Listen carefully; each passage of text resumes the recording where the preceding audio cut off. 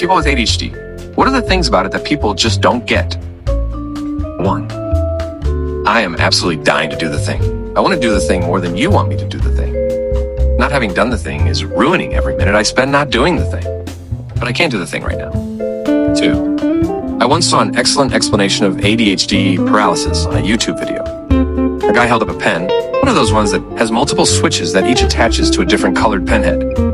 He explained that someone without ADHD is able to pull down one pen head at a time and use it as they are supposed to.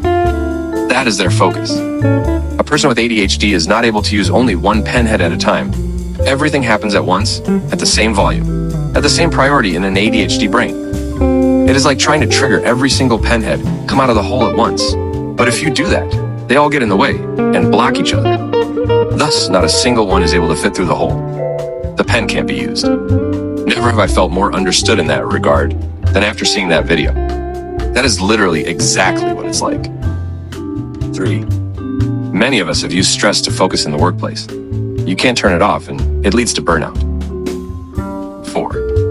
ADHD often comes with an auditory processing disorder, especially in women. People don't understand. I can hear you just fine. I'm not going deaf. It's just what you said to me is either processed as complete gibberish or if there are multiple other sounds in a small area. I input them all at the same volume. The TV is the same volume as the dishwasher, which is the same volume as the dog scratching her back, which is the same volume as what you just said to me. It's sometimes impossible to sort unless I'm looking at your face as you speak to me. 5. It is truly a special kind of hell to be a perfectionist in the deepest reaches of your soul, but at the same time, not have the drive or ability to achieve said perfection. 6. Sometimes for me, it's like this administrator in my head stops me and says, this isn't going to end up perfect like I want. So why even start? And that gets in the way of me trying so many things I want to do. 7. The irrational rage when someone innocently interrupts a hyperfocus. The frustration of desperately wanting to do the task, but the brain is like, nah, what about dollar unimportant thing? 8. Hypervigilance is fucking exhausting. It's like the dumbest version of what the guy in Psych does, except it's all anxiety-based and intel gathering for better masking. You're spotting micro-expressions on people's faces or sauce on their tie and wondering if they don't like talking to you, while also trying to guess which chicken sandwich shop they ate lunch at. Now you're thinking, which shop is your favorite? And then which country invented fried chicken? All of this stupid information is a traffic jam, blocking what Bill from accounting just said, and you just want to run.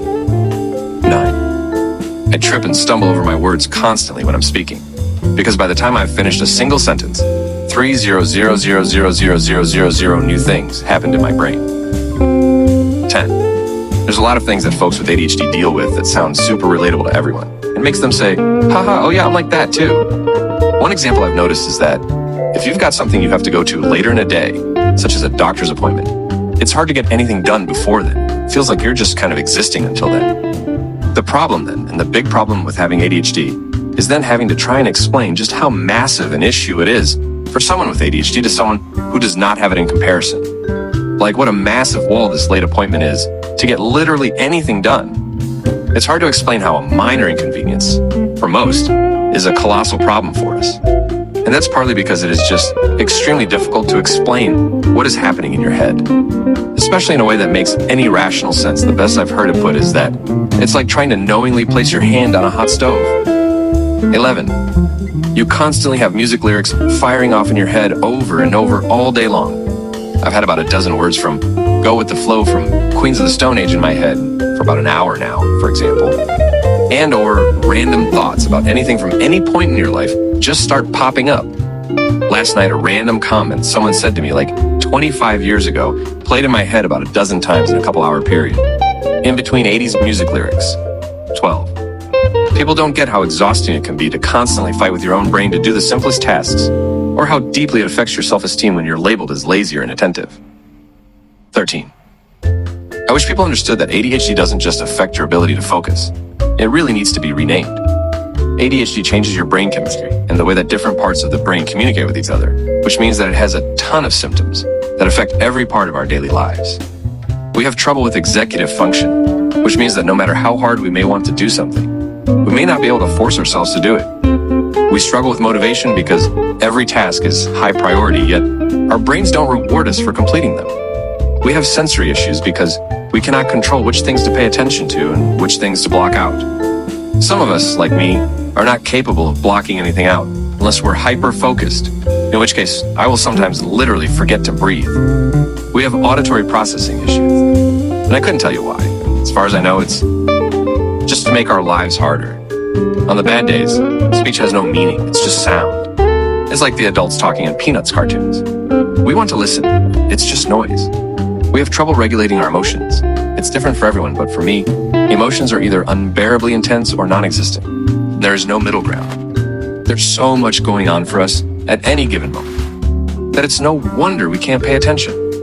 It's exhausting. It's not cute or funny, even though we do enjoy poking fun at ourselves. I don't think it's much of a stretch to say that most of us would give anything to have our brains function normally. 14. I really want to do the things I have to do, but sometimes I just can't. I'm more annoyed about it than you are. 15. If I could make people understand just one thing about ADHD, it'd be executive dysfunction. 16. Rejection-sensitive dysphoria is a big one. RSD makes us sensitive to criticism and rejection, whether or not it is real or imagined. This colored the majority of my interactions as a teen and made maintaining friendships very difficult. Seeing friends hang out without me, being told I did something wrong, people not responding immediately. It made me very sensitive to the idea of being annoying while simultaneously making me very annoying to interact with. I see so many adults with ADHD and untreated RSD that frequently lash out from a place of insecurity. Working on it will drastically improve your outlook on your social life. This is the hardest one for me. Vyvanse and Adderall don't help the symptom for me like it does with the executive dysfunction, inattention, auditory processing issues. It's just one I sort of have to thug out. It's hard to balance the pendulum of being overly sensitive towards rejection versus ignoring how I feel because it could be an overreaction. 17. That it's not that I can't pay attention. It's that I can't regulate attention. The distress at being overstimulated and not being able to calm my nervous system down enough to do something, anything, to get out of decision paralysis. That I don't mean to sound sharp and irritable. I'm just super overstimulated, and I feel like I'm being pecked to death by ducks while standing in front of a turbine engine. That I'm really good in emergencies. The calm, quiet clarity I get in a dopamine rush of an emergency means I'm definitely your go-to when things get crazy. That my time blindness has its upsides. If I haven't seen you in 10 years, and then I do, everything I felt for you, then I feel again. I never stop loving you. When I think of you, which is really often, but usually in the middle of the night, because I never sleep, which is why I don't reach out.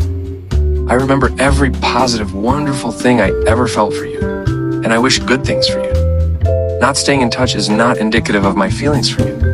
If I ever loved you, I still do, and I'll always be excited to hear from you.